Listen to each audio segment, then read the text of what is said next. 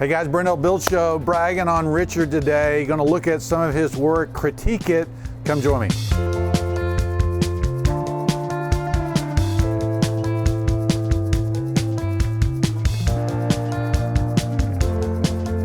Okay guys, so we're here with my buddy Richard, obviously podcast companion here. He's moving on, he's taking his family and running away.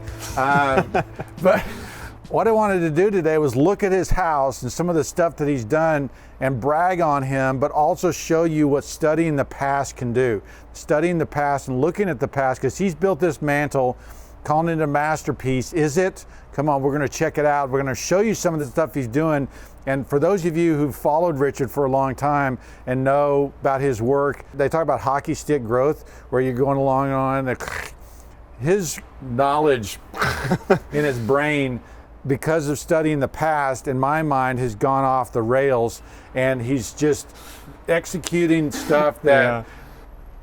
I mean, I don't even know if you looked at it, might have laughed before. Oh, 100%. I never saw myself doing this kind of stuff. Now, I don't want to build up the hype too much for what you're about to see, but it's way better than what I used to do, basically, before I met this guy. So I'm going to brag on him a little bit too. Well, we'll talk more when we get inside, but I want to show you some of the stuff he's doing. It's awesome. Come check it out.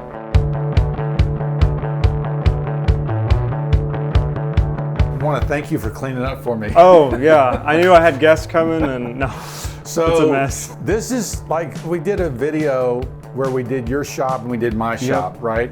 And so now you are, what is it, 2 years later, a year and a half later, or whatever it was? Yeah, almost 2.5 years. Is it later. really? Yeah. So 3 years later, you're now moving to a place where you can have a bigger shop. Not want to get a huge shop, but you want, you know, you're managing all this. Tell us about that journey real quick. I mean, this is enough to remodel the house, and that's what I wanted to do, but life happens, plans change, kids grow up, and you know, you got schools and everything, so we are going to be moving. I do love this house, I love the neighborhood, but with that, the shop always was a little bit too small. It's a 2-car garage, 8-foot ceiling. Like it's pretty brutal when you want to do some stuff in here. And then getting jobs with you, doing some more custom stuff, I realized like, wow, I really need to expand. I don't want to be a big cabinet shop or mill shop, but it would be nice to have a little bit more room to move around, bring some more machines in, be able to serve clients like Brent a little bit better. But yeah, that's kind of my journey. It's a little too small, and it kind of life happens, we're moving. Well, what I love about it, and we're gonna go see it here in a sec, is some of the things you built: windows, you built doors, you now built this mantle. You are executing work on a much higher level than you were before, and you're studying the past to do it, but just your growth as a craftsman, I think I love watching and love seeing, because you're building stuff that's awesome. And that's the thing people say, like, oh, well, you're moving, you're leaving. Why would you move and leave all this stuff you crafted behind? But I'm taking my hands with me and my knowledge, so 100%. I could rebuild anything and probably even better. Yeah, 100%. Let's go check it out. Let's go check it out. All right, before we go look at the mantle, dude, look at the stuff. Look at this window. I know, you're like more blown away by this than anything, which is, well, I know you're a window guy. I was cool. enraptured by the hardware, right? These are casement stays, and this is really nice brass hardware that you've got here. The rat tail. And, yeah, and you've got, you know, this casement stays. Does the window open? No, it doesn't. No, I'm just kidding. No, yeah, it does. Oh, shoot. I mean, that is sexy, right? That is awesome.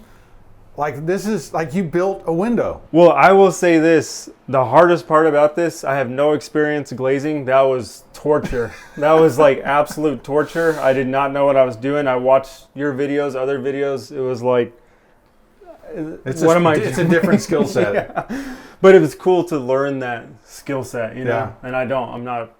But I mean, just there's so many great details in there. You got these beamed walkways, you got the plank, the board and batten, you've got, you know, the foot detail underneath the washer and dryer. I mean, well done. Well, a lot of firsts for me in here. The windows, I did this tile rug, which has a lot of dirt on it right now. This kind of diamond shape with the border. I did that. Did my first wallpaper here. So really, like, this house, you know, going back to what I was saying, was just like, I just wanted to try a bunch of cool stuff that I see on these jobs that we're on. So it ended up pretty good. I'm happy with this room. This is the only room that I really completed, you know, in the whole thing. No, it's great. We're also looking at your doors. I mean, so you built windows, you built doors. Yep. You built this door, oak. Built that door, oak. Yeah, That's both a white two-panel oak. door. Mm-hmm. Tell me about these. Again, just playing around, having fun, putting the shop to use to try to basically get more creative and increase my skill set. So I did make a mistake on here. As you're doing these things, you'll make mistakes. Yeah, I know. You never make them, but normal humans like us, we make them. So this thing should have been over a little bit more and my knob would have fit. The back set. Yeah, the back set. And good terminology. Yeah, the back set should have been more proper to the center of the style. So now I'm stuck with this little screen knob because no doorknob will pass closing it. But hey, you know, new mistake, the new guy. But over here, there's another 2-panel white oak door. This one is built not up to whole millwork standards. This is dominoed together. So I've got dominoes in here. Domino is basically a floating tenon. Floating tenon, yeah. Festool domino thing. Yeah. But while we're on that, what do you think? Is that less crafty or? Well, Yes. No. for an interior door, it's fine. Okay. Like if it was an exterior door, we like full mortise and tenon, right? Yeah. And you know, pegged and wedged or whatever else. We just think that's the longest lasting thing. For an interior door, we've even done dowels. So, you know, it's just, yeah, exactly. I know. Can you believe it? So an interior door doesn't really. It's fine. It's not going to have the movement, Yeah. the exposure to the weather, the things that cause the wood to move a lot that would cause failure down the line. So no, it's great.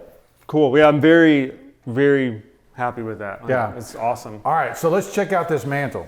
You've got a mantle, an over mantle. You've got triglyphs and the pediment. I mean, walk me through what all you did here. So this was me playing around. I built a little fireplace mantle library and then basically going on the jobs with you, seeing the clients' houses, really getting that inspiration and like, you know what? I know this is a 1930s English cottage on the outside, but I want to do something cool, Brent Hull style, and this is my attempt at a masterpiece. This is the greatest thing I've ever done in my career personally. There are some things that could be tweaked on it, and if you want to see those, watch my video. But basically walking through it, I just wanted to do a traditional fireplace with awesome moldings, with a mantle, over mantle, and the whole idea of the kind of Greek temple pediment front up there on the entablature was that I just wanted to try those cuts. I mean, that's really what it comes down to. I wanted to see if I had what it took as a carpenter to make those cuts with the split fillet, which I learned on your channel was a huge thing. And we ended up on this. I call it like Greek style because of the temple front and the triglyphs. It really reads as that, but I didn't start like that. I kind of started just playing around and thankfully ended up on something that was decent. But what I see from the outside looking in is someone who has looked to the past, okay, drinking the Kool-Aid that I'm always selling, that is, you know, that the best things were built in the past. And, you know, he's got a stack of books over there that he used for inspiration for how to build this. And so I don't think you can grow as a craftsman and a carpenter without looking at the past. For instance, how in the world do you think you're going to build a good mantle without looking at the best examples of mantles from the past? Because most mantles built today are junk. They're not meant to last. And so, you know, this is, like he said, you know, this is a masterpiece type of thing where he's building at a very high level, a lot of complex stuff. And, you know, I was on his channel kind of critiquing it, but the majority of it, if you don't want to go over there, is just bravo, my gosh. This piece, I think, gives the room stature and makes it a place where you want to sit down and be in this space. So yeah, and you know, the kind of the final thing I'll say is you're always talking about the lost art of building.